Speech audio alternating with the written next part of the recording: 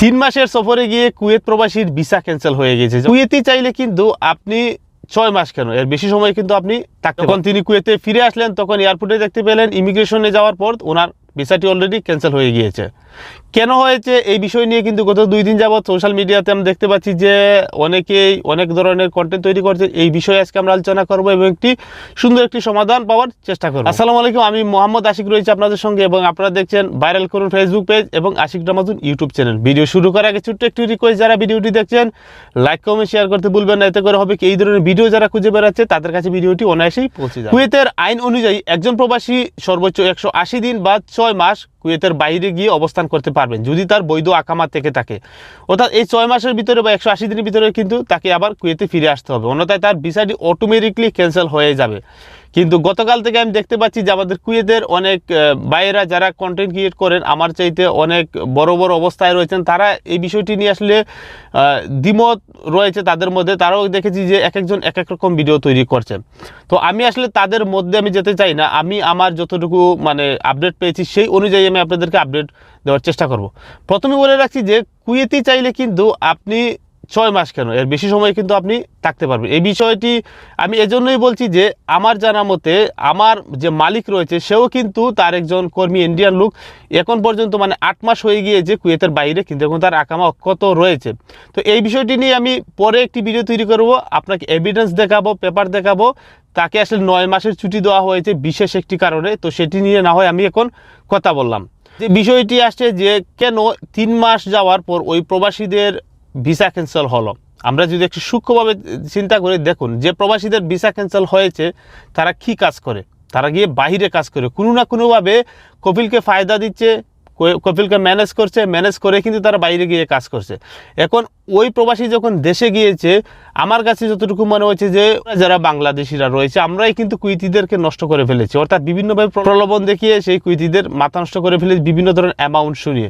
আমি তো এমনও অ্যামাউন্ট শুনি, যখন আমি অ্যামাউন্টগুলো শুনি যে এই সমস্ত অ্যামাউন্ট দিয়ে লোকগুলোকে নিয়ে আসা হয়েছে, তখন আসলে আমি নিজে অবাক হয়ে যাই। আসলে আমরা কোথায় বাস করছি যে এত অ্যামাউন্ট দিয়ে আসলে লোকদেরকে এখানে নিয়ে আসা হচ্ছে এবং আসার পর দেখা যাচ্ছে ওনারা কাজ পাচ্ছে না।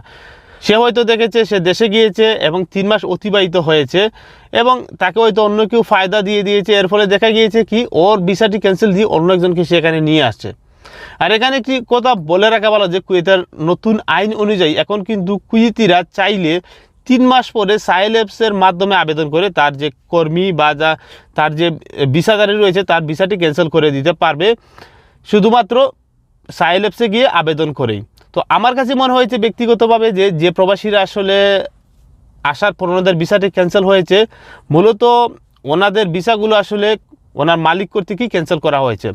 কেননা মালিক না চাইলে কিন্তু কখনো এটি ক্যান্সেল করা সম্ভব না। আমি ব্যক্তিগতভাবে বলবো যে আপনারা যারা আসলে এইভাবে বাইরে গিয়ে কাজ করেন বা কোনো না কোনোভাবে কফিলকে ম্যানেজ করে, আপনাদের উচিত আপনাদের কফিলের সঙ্গে সব সময় কমিউনিকেশন রাখা, অন্তত মাসে একবার ওনার সঙ্গে কথা বলা, মেসেজের টেক্সট দেওয়া, সালাম দেওয়া, বা মাঝে মধ্যে আপনি তার বাসায় আসলে কিছু হাদিয়া নিয়ে আসলেন। এতে করে হবে কি কুয়েতির সঙ্গে বা আপনার কফিলের সঙ্গে আপনার সম্পর্কটা ভালো থাকবে। প্রবাসী ভাইরা রয়েছেন যারা বাইরে গিয়ে কোনো না কোনোভাবে কাজ করছেন, তাদের কফিলকে আসলে বছর শেষে কি তাদের সঙ্গে দেখাই হয় না যে তার কর্মীকে বা তার কফিলকে, একজন প্রবাসী সে জানে না তার কফিলকে, আবার যে কুয়েতি রয়েছে সে কুয়েতিও জানে না তার আম্মেলকে। এইরকমও কিন্তু আমি লোক দেখেছি, শুধুমাত্র দেখেছি যে বছর শেষে তাকে কোনো না কোনোভাবে ফায়দা দিয়ে দিচ্ছে এবং তার ভিসাটি লাগিয়ে দিচ্ছে এবং সে বাইরে গিয়ে কাজ করছে।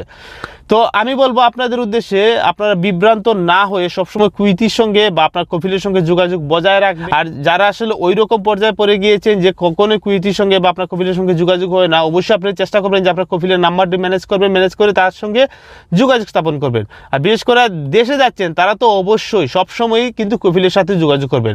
এমন নয় যে যারা বাইরে যে শুধু কাজ করছেন তারাই যে কফিলের সঙ্গে দেশে গিয়ে যোগাযোগ করবেন, ঠিক তা না। আপনারা যারা মালিকানাধীন কাজ করেন, মালিকের আন্ডারে কাজ করছেন, তারাও সবসময় কিন্তু মালিকের কে আসলে সম্মান করবেন, রেসপেক্ট করবেন। সেই যত যাই বলুক না কেন তার সঙ্গে খারাপ ব্যবহার করবেন না। আরবিরা কিন্তু এমনই একটি জাতি যারা কিনা যদি আপনার সঙ্গে একবার তাদের বনিবনা হয়ে যায় তাহলে কিন্তু আপনাকে সে কখনোই ছেড়ে দিবে না। একটি এক্সাম্পল দেই, আমার ভাই প্রায় 22 থেকে 23 বছর কুয়েতে অবস্থান করেছিলেন। আবদালিতে ওনাদের একটি দোকান রয়েছে, কোনো না কোনোভাবে উনি আসলে পুলিশের হাতে ধরা খেয়েছে, লাইসেন্স না থাকার কারণে ফিঙ্গার করে ওনাকে দেশে পাঠিয়ে দেয় 2014 সালের শেষের দিকে।